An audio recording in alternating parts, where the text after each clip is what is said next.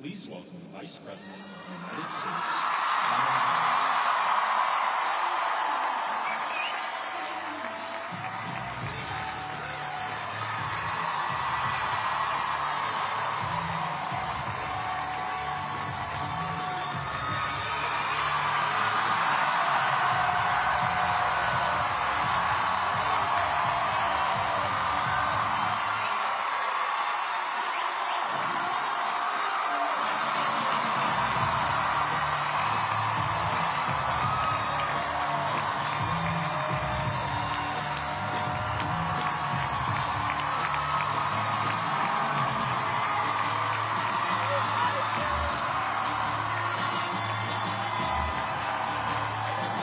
Good afternoon. Good afternoon.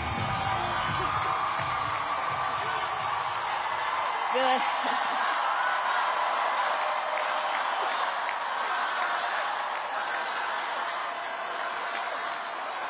Good afternoon, everyone. Good afternoon. Good afternoon. Good afternoon. Thank you all. Thank you, thank you. Thank you, thank you. So let me say, and I love you back. And I love you back. So let me say, my heart is full today. My heart is full today, full of gratitude for the trust you have placed in me, full of love for our country, and full of resolve. The outcome of this election is not what we wanted, not what we fought for, not what we voted for, but hear me when I say, the light of America's promise will always burn bright. As long as we never give up, and as long as we keep fighting.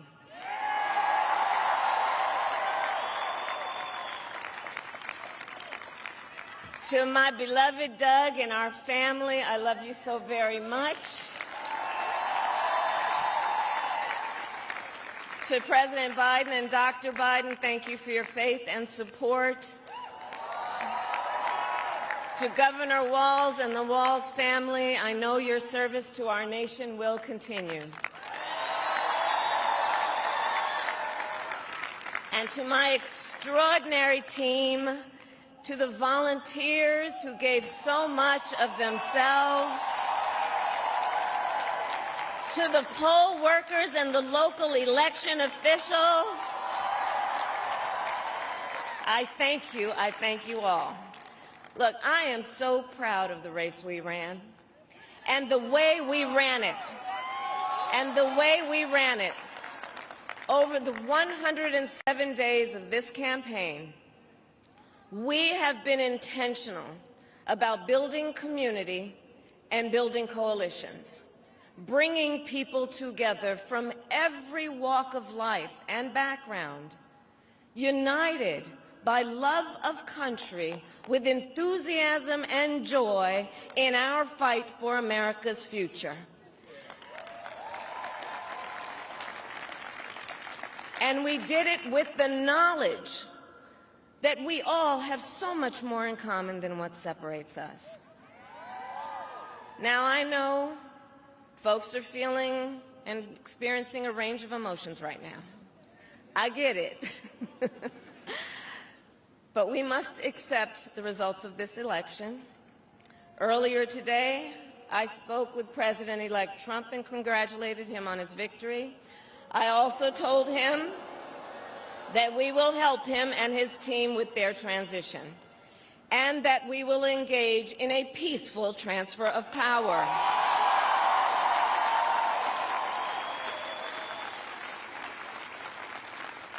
A fundamental principle of American democracy is that when we lose an election, we accept the results.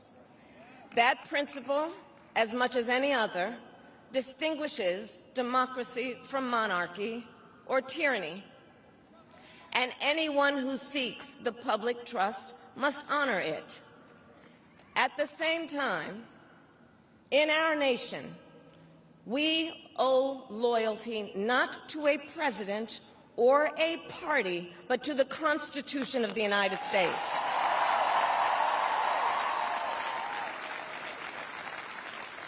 And loyalty to our conscience and to our God.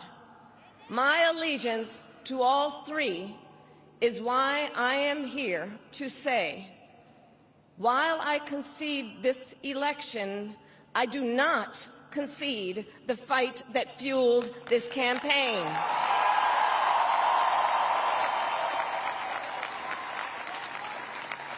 The fight for freedom, for opportunity, for fairness, and the dignity of all people.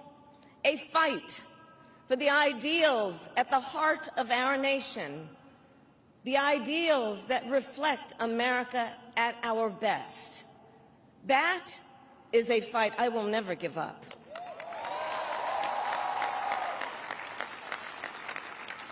I will never give up the fight for a future where Americans can pursue their dreams, ambitions, and aspirations, where the women of America have the freedom to make decisions about their own body and not have their government telling them what to do.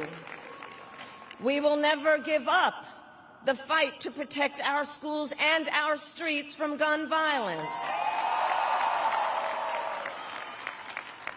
And America, we will never give up the fight for our democracy, for the rule of law, for equal justice, and for the sacred idea that every one of us, no matter who we are or where we start out, has certain fundamental rights and freedoms that must be respected and upheld.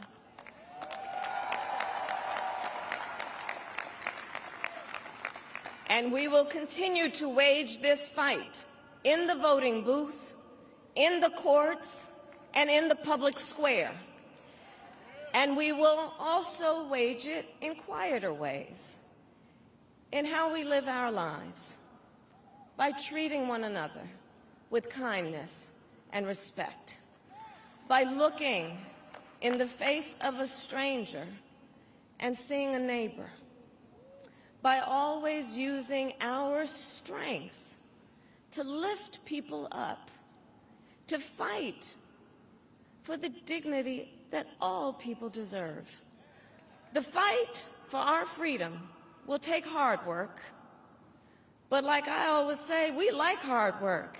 Hard work is good work. Hard work can be joyful work. And the fight for our country is always worth it. It is always worth it.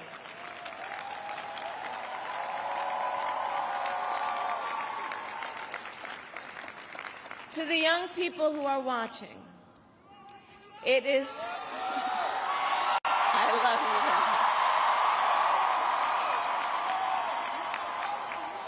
Dad. To the young people who are watching, it is okay to feel sad and disappointed, but please know it's going to be okay. On the campaign, I would often say, when we fight, we win. But here's the thing. Sometimes the fight takes a while. That doesn't mean we won't win. That doesn't mean we won't win. The important thing is don't ever give up. Don't ever give up. Don't ever stop trying to make the world a better place. You have power. You have power. And don't you ever listen when anyone tells you something is impossible because it has never been done before.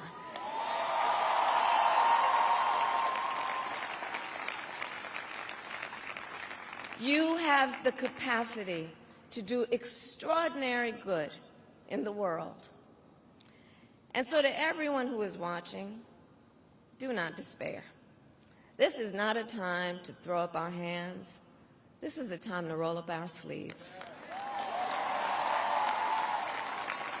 This is a time to organize, to mobilize, and to stay engaged for the sake of freedom and justice and the future that we all know we can build together. Look, many of you know I started out as a prosecutor, and throughout my career I saw people at some of the worst times in their lives, people who had suffered great harm and great pain, and yet found within themselves the strength and the courage and the resolve to take the stand, to take a stand, to fight for justice, to fight for themselves, to fight for others. So let their courage be our inspiration. Let their determination be our charge. And I'll close with this. There's an adage an historian once called a law of history, true of every society across the ages. The adage is, only when it is dark enough can you see the stars. I know many people feel like we are entering a dark time, but for the benefit of us all, I hope that is not the case. But here's the thing, America, if it is, let us fill the sky with the light of a brilliant, brilliant billion of stars. The light of optimism, of faith, of truth, and service.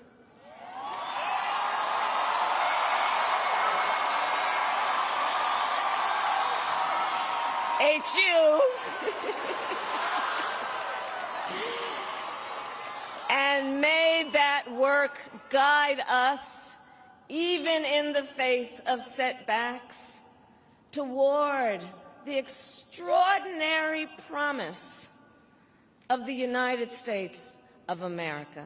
I thank you all. May God bless you, and may God bless the United States of America. I thank you all. Thank you.